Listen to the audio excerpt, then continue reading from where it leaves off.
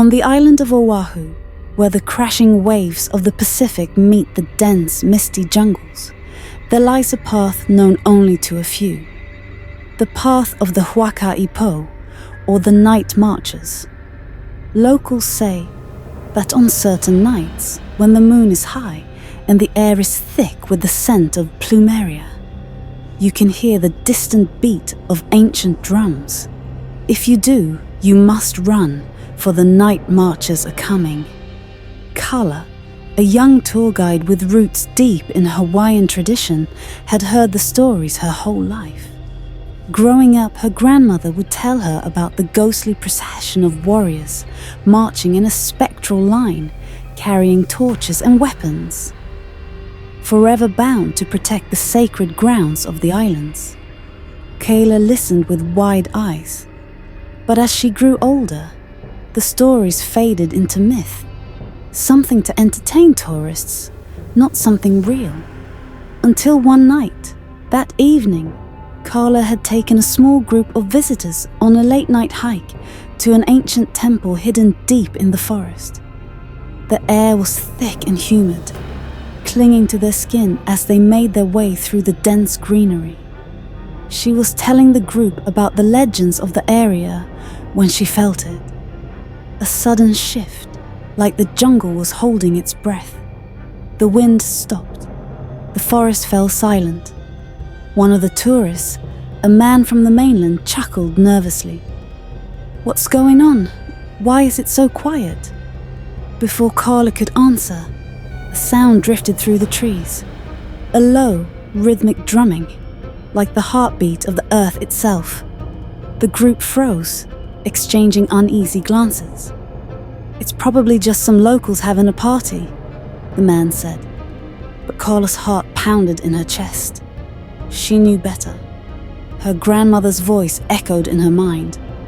"If you ever hear the drums, don't look. Don't speak.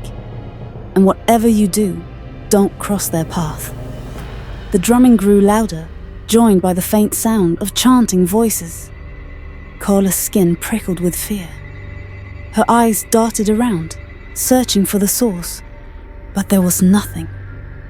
Only shadows and the sound of footsteps crunching through the leaves. "They're coming," Carla whispered, her voice barely audible. "The night marchers." The tourists laughed nervously, thinking it was part of the show. But Carla wasn't playing. She could feel the presence, the ancient energy closing in. The drumming intensified, and a faint glow appeared in the distance, moving slowly through the trees. "I'm not kidding," Kayla hissed, her voice urgent now. "Get down, bow your heads, close your eyes. Don't look at them." One by one, the tourists followed her lead, sinking to their knees, confusion and fear spreading across their faces. The footsteps grew louder, the chanting more distinct. Carla clenched her eyes shut, praying silently. The air around them grew colder, the weight of something powerful pressing down on them. The glow of torches flickered against her closed eyelids, and she could feel the marchers passing by, just feet away. She dared not breathe, afraid even the slightest sound would draw their wrath. Minutes passed like hours. Finally, the drumming began to fade, the footsteps retreating into the distance. Carla slowly lifted her head, heart racing, but the forest was once again still, as if nothing had happened. The tourists looked around, confused but unharmed.